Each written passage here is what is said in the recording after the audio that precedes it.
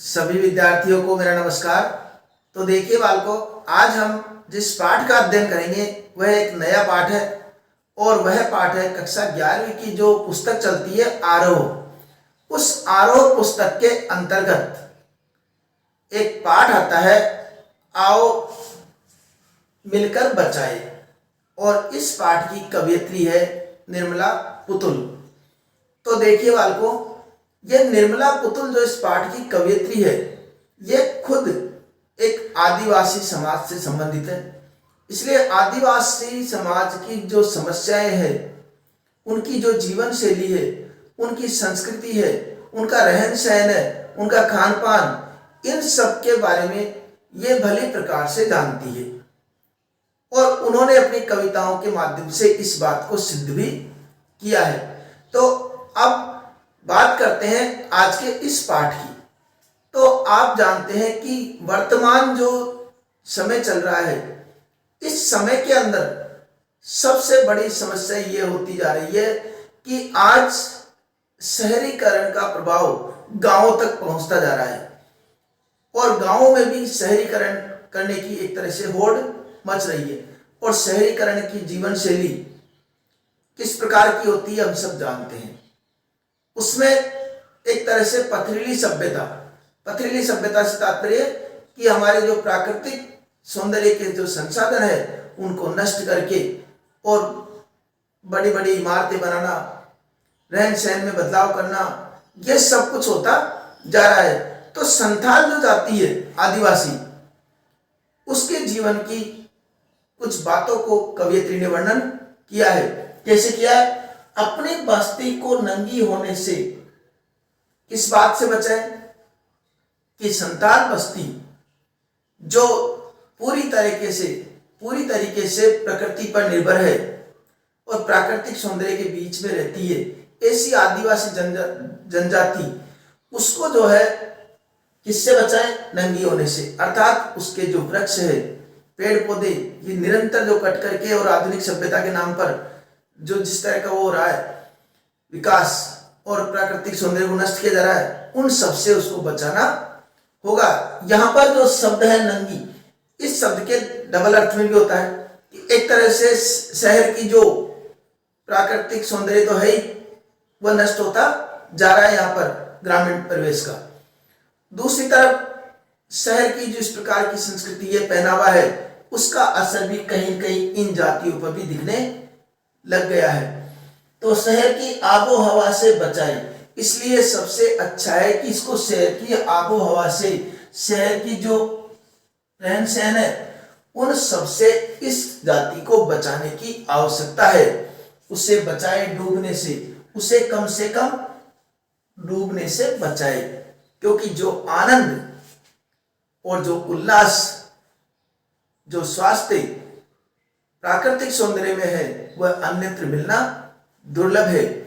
पूरी की पूरी बस्ती को हड्डियों में, यहाँ तक कि पूरी बस्तियां अगर हड्डियों में परिवर्तित हो, उसके पहले ही हम उसको बचा लें। हड्डियों में परिवर्तित से तात्पर्य अर्थात जिस वातावरण का पेड़ पौधे, हरियाली, खूबसूरत वादियां, ये उसका शरीर होती है, और उस शरीर को यदि हम नष्ट कर देंगे तो बचा क्या है? हड्डियां। तो उन हड्डियों में बदलने से इस बस्ती को हमको बचाना होगा।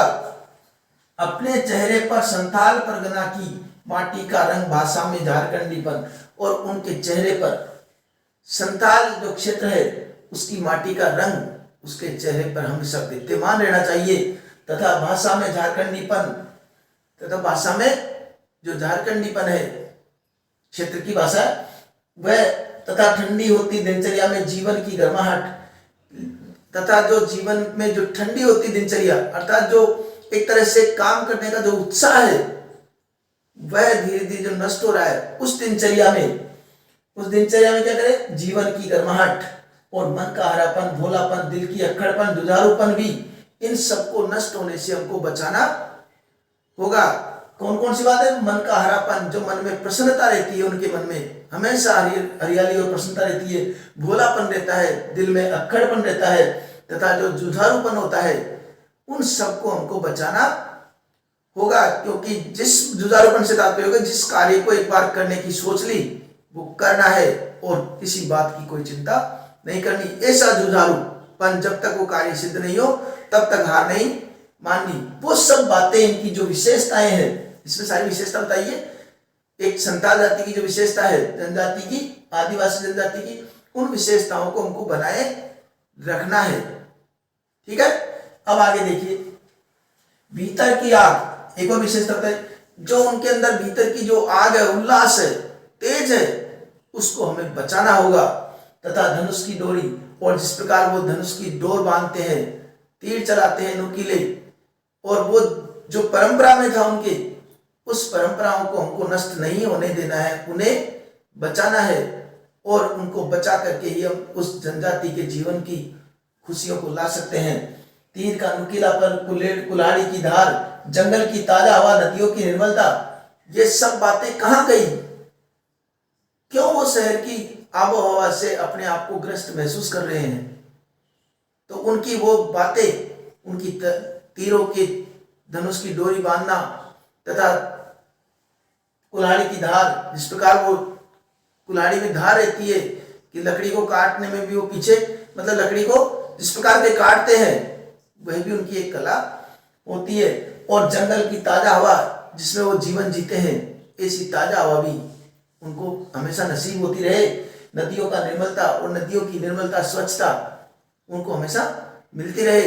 ये कार्य के लिए हमको क्या करना है? उनको बचाना होगा, उनको ज्ञान, उनको हमारे इस शहरीपन की संस्कृति से दूर करना होगा। पहाड़ों का मौन, गीतों की धुन, कितने आनंददायक वातावरण में रहते हैं वो, इस प्रकार के आनंददायक वातावरण में रहते हैं कि पहाड़ों का मौन स्वर है, कहाँ किसी प्रकार का कोई कोलाहल नहीं, कोई वाहनों का और अत्याधुनिक कारखानों का, इनका कोलाहल कहीं भी नजर नहीं आता। ऐसे पहाड़ों का मौन स्वर में वो रहते हैं, और गीतों की धुन, और उनके अपने अपने संताली गीत है, उस धुन में वो मस्त रहते हैं। मिट्टी का सोंधापन तथा मिट्टी की जो महक है, उसको ही वो जीवन का आधार मानते हैं। फसलों की लहलहाट, नाचने के लिए खुला आंगन, गाने के लिए गीत, ये सब बातें आज हमको बचाना होगा उनको, कि जिस प्रकार वो मिट्टी में ही उनका जीवन, अर्थात कुल मिलाकर के कहने का तात्पर्य है कि उनका जीवन पूरी तरह से जो प्रकृति पर निर्भर था, उस पर कहीं न कहीं शहर की हवा लग गई है। और शहर की हवा का मतलब जो वृक्ष और वादियों में रहने वाले जो इंसान है और प्रकृति में रहने वाले इंसान है, उस पर भी शहरीकरण का कहीं न कहीं प्रभाव दिखाई देने लगा है। इसलिए वह भी उस गिरफ्त में न आ जाए, उसके पहले हमको उसे बचाना होगा, क्योंकि उनका जीवन कितना आनंददायक है। फसलों की लहलहाट, चारों तरफ फसलों का लहलाना, और नाचने के लिए खुले आंगन में सब मिलकर के एक साथ नृत्य करना, कितना आनंददायक जीवन है। गाने के लिए गीत, और गाने के लिए अपने अलग ही आदिवासी परंपरा के अनुसार जो गीत है, और हंसने के लिए थोड़ी सी खिलखिलाहट, ये सब, रोने के लिए मुट्ठी भर एकांत, ये, और बच्चों के लिए मैदान, और बच्चे भी वहां पर खुले मैदान में खेलते हैं, हंसने के लिए खिलखिलाहट के हंसते हैं, प्रसन्नता से हंसते हैं, किसी प्रकार का कोई तनाव व चिंता नहीं है। लेकिन शहरीकरण की अगर ये स्थिति उनके जीवन में आ गई तो वह भी चिंताग्रस्त हो जाएंगे, तरह तरह के तनावों से ग्रस्त हो जाएंगे। तो इसके लिए हमको बचाना होगा, क्योंकि पशुओं के लिए हरी हरी घास, कितना उनका जीवन सब प्रकार से, अपने जीवन ही नहीं, पशुओं के लिए भी हरी हरी घास उपलब्ध रहती है। बूढ़ों के लिए पहाड़ों की शांति, और कोई वृद्ध व्यक्ति है, हर जीवन में हर आयु के लोगों के लिए आनंद का क्षण होता है। बच्चों के लिए खेलने के लिए खुला मैदान होता है, पशुओं के लिए चरने के लिए घास होता है, हरी हरी घास होती है, तथा बूढ़ों के लिए पहाड़ों पर जाकर के एकांत शांति में रह करके अपना जीवन यापन कर सकते हैं। लेकिन और इस अविश्वास भरे दौर में, लेकिन अभी जो इस प्रकार का अविश्वास भरा दौर है, इस दौर में वो न चले जाए जहां पर एक दूसरे के प्रति कोई विश्वास की भावना नहीं हो। ऐसे दौर में वो न चले जाए, इस बात का हमको ध्यान रखना है। उन्हें उनकी संस्कृति की और उनकी सभ्यता की हमको रक्षा करनी है। इसलिए तो पाठ का नाम लिखा गया है, आओ मिलकर बचाए। और इस कार्य में हम सबको सहयोग देना होगा। और उस संथाल जो आदिवासी जनजाति है, उसकी कल्चर, उसकी संस्कृति, उसकी सभ्यता, उसका रहन सहन, पहनावा, ये सब हमको परंपराएं, इन सबको बचाना होगा, क्योंकि उस जीवन में जो आनंद है वह अन्यत्र इन शहरीकरण में कभी नहीं मिल सकता है। इस अविश्वास भरे दौर में थोड़ा सा विश्वास, थोड़ी सी उम्मीद, थोड़े से सपने, आओ मिलकर हम बचाएं। तो इस अविश्वास भरे जीवन में उनके अंदर थोड़ी उम्मीद जागृत करें और उनके सपनों को साकार करें। आओ मिलकर बचाए इस दौर में भी बचाने को, और इस दौर में भी हम सबका कर्तव्य है कि उन सबको बचाए। इस दौर में भी बचाने को बहुत कुछ बचा है। अभी पूरी तरह से सब कुछ नष्ट नहीं हुआ है, अभी उम्मीद है। अभी भी अगर हम चाहे तो बहुत कुछ उनके जीवन में बच रहा है, और जो बच रहा है कम से कम उसको तो हम बचा ले। वह आदिवासी जीवन भी अगर शहरी क्षेत्र में पनप गया और शहरी क्षेत्र का, शहरीकरण का उस पर भी प्रभाव पड़ गया, तो शहरीकरण का प्रभाव क्या हो गया कि पेड़ कट जाएंगे, वृक्षों से रहित सारी धरती हो जाएगी, और जो जीवन उनका खुशहाली से जीता था उस पर भी शहरीकरण की इस प्रकार की चिंताएं, तनाव, ये सब बातें उसके मन में अपने आप ही आती जाएगी। ठीक है, अब देखो बहुत कुछ बचा है अब भी हमारे पास।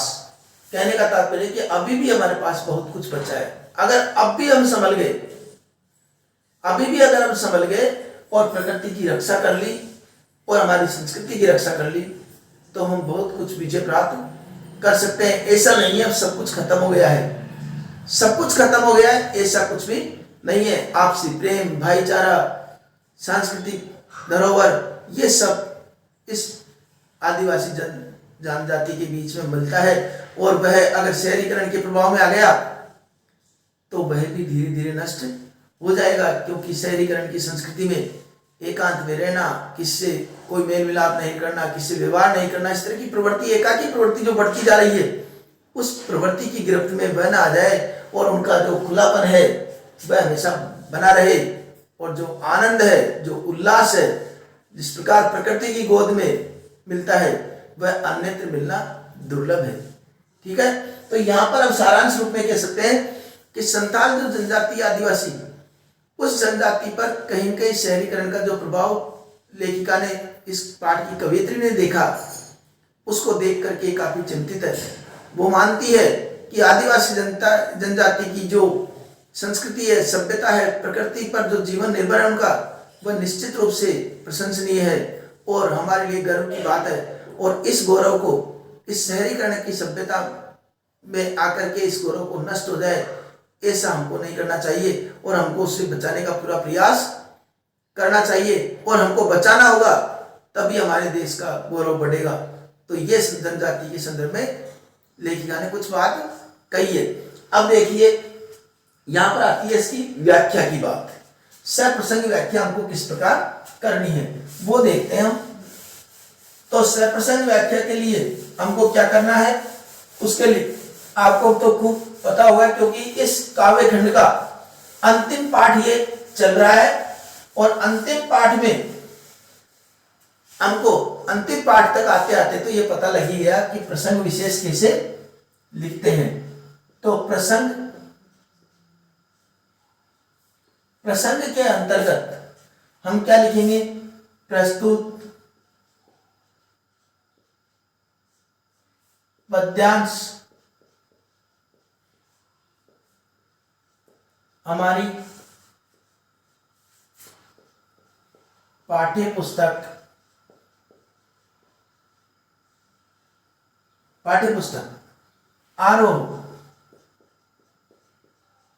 आरोह के अंतर्गत